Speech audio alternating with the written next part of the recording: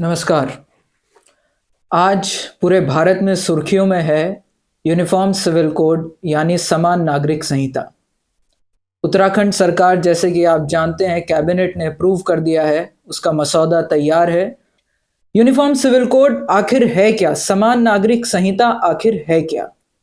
उसके पक्ष में लोग ये कहते हैं कि वो सभी कानूनों को, जितने भी पर्सनल लॉज हैं, सभी को कोडिफाई करेगा। और दूसरा पक्ष ये कहता है कि समान नागरिक संहिता हमारे आर्टिकल 25 के खिलाफ है। समान नागरिक संहिता पर्सनल लॉज के खिलाफ है। समान नागरिक संहिता रिलीजियस प्रैक्टिसेस के खिलाफ है, रिलीजन के खिलाफ है। अगर ऐसा है तो मैं इस पे बाद में आऊंगा। ऐसा अगर है तो क्यों है, और ऐसा नहीं है तो क्यों नहीं है। लेकिन उससे पहले हमें यह समझना होगा कि यूनिफॉर्म सिविल कोड अर्थात समान नागरिक संहिता है क्या। समान नागरिक संहिता के शब्द से हम समझ सकते हैं समान नागरिक, यानी जिसमें नागरिकों को समान अधिकार हो क्या करने का? कोर्ट में जाकर के अपने अधिकारों को एनफोर्स कराने का। किस चीज के लिए? पहला, मैरिज, शादी विवाह के नियम एक समान हो, चाहे वो हिंदू हो, मुस्लिम हो, क्रिश्चियन हो, सिख हो, ईसाई हो, या कोई भी किसी भी पंथ का हो। Uniform laws for succession, uniform laws for divorce, uniform laws for guardianship, uniform laws for all those matters which are dealt in personal laws. जो भी हमारे पर्सनल कानूनों में चीजें डील होती हैं, उन सभी के लिए समान ग्राउंड्स हों। अब जैसे कि हिंदू लॉ में प्रावधान है कि एक पार्टी या पुरुष महिला को डिवोर्स दे सकता है इस ग्राउंड पे, या महिला पुरुष को इस ग्राउंड पे डिवोर्स दे सकती है कि वो पुरुष ने हिंदू धर्म को त्याग दिया है। लेकिन ना क्रिश्चियन लॉ में, ना मुस्लिम लॉ में, ना पारसी लॉ में ऐसा कोई प्रावधान है। हमारे कॉन्स्टिट्यूशन में ये हमारा फंडामेंटल राइट है कि हम अपना धर्म, हम अपनी पूजा पद्धति को बदल सकते हैं। लेकिन अगर उस पूजा पद्धति को बदलने के कारण किसी पार्टी का फंडामेंटल राइट वॉयलेट होता है, तब क्या हमारे पास कोई ऐसा अधिकार है कि हम कोर्ट में जाकर के अपने अधिकारों को सुरक्षा कर सकें? अभी तक यूनिफॉर्म सिविल कोड में ऐसा नहीं है, क्योंकि यूनिफॉर्म सिविल कोड ही नहीं है।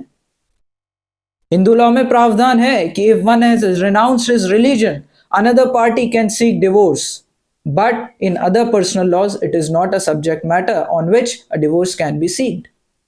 तो एक इस प्रकार से यूनिफॉर्म लॉज होने चाहिए, महिलाओं के लिए भी, पुरुष के लिए भी। अब क्या ये रिलीजन के खिलाफ है? अगर हमारा यूनिफॉर्म सिविल कोड रिलीजन के खिलाफ होता तो भारत की संविधान सभा इसको अनुच्छेद 44 में ना डालती। अगर यूनिफॉर्म सिविल कोड संविधान के विरुद्ध होता तो संविधान सभा इसको संविधान में ना डालती। अगर यूनिफॉर्म सिविल कोड देश की एकता के खिलाफ होता तो संविधान सभा इसको अनुच्छेद 44 में ना डालती।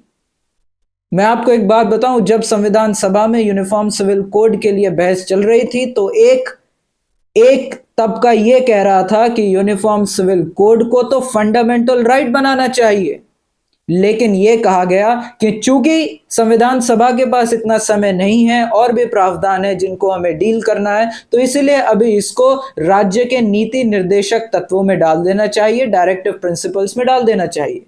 लेकिन डायरेक्टिव प्रिंसिपल्स में भी आर्टिकल 44 में क्या कहा गया है? यह कहा गया है कि it shall be the duty of the state to implement uniform civil code. And what is uniform civil code? Uniformity of laws, uniformity of laws for grounds. इसीलिए अगर यूनिफॉर्म सिविल कोड खिलाफ है तो हमारी संविधान सभा पे बहुत बड़ा प्रश्नवाचक चिन्ह खड़ा हो जाता है, जो हमें नहीं करना है। भारत के सर्वोच्च न्यायालय ने भी अनेक अपने जजमेंट्स में कहा है, चाहे वो सल्ला मुदगल का हो, शाहबानो का हो, शायरा बानो का हो, अनेक जजमेंट्स में, कि यूनिफॉर्म सिविल कोड को हम सिर्फ एक डेड लेटर के रूप में नहीं देख सकते हैं। और आर्टिकल 36 भारत के संविधान का, जहां से हमारी डायरेक्टिव प्रिंसिपल्स शुरू होती हैं, वो कहता है कि directive principles of the state policy shall be fundamental in governance, यानी ये नीति निर्देशक तत्व फंडामेंटल होंगे, इनको लागू करना ही है किसी ना किसी तरीके से। अब उत्तराखंड सरकार इनको कर रही है, देखते हैं किस दिशा में ये जाते हैं। आशा ये है कि सभी लोग इसको स्वीकार करेंगे। अगर किसी के संवैधानिक अधिकारों के विरुद्ध है तो वो सुप्रीम कोर्ट में मैटर भी जा सकता है, हाई कोर्ट में मैटर भी जा सकता है। लेकिन यूनिफॉर्म सिविल कोड की अगर हम बात करें तो वो संविधान सभा की भी इच्छा थी, वो महिलाओं के अधिकारों को सशक्त करने का एक तरीका है, सभी के अधिकारों को सशक्त करने का तरीका है, सभी नागरिकों के अधिकारों को सशक्त करने का तरीका है, चाहे उसमें बच्चे आते हों, महिलाएं आती हों, पुरुष आते हैं। इसीलिए यह संविधान यानी संविधान, वो विधान जो सभी को समान अधिकार दे, वो विधान जो सभी को एक तरीके से देखे, वो विधान जिसके समक्ष सब एक हों, वो संविधान जो सभी को समान नागरिक के रूप में देखे। इसीलिए इस संविधान के अंतर्गत दिया गया यूनिफॉर्म सिविल कोड इस देश की सिर्फ एक कानूनी प्रावधान नहीं बल्कि हकीकत है, हकीकत होना चाहिए। बहुत बहुत धन्यवाद।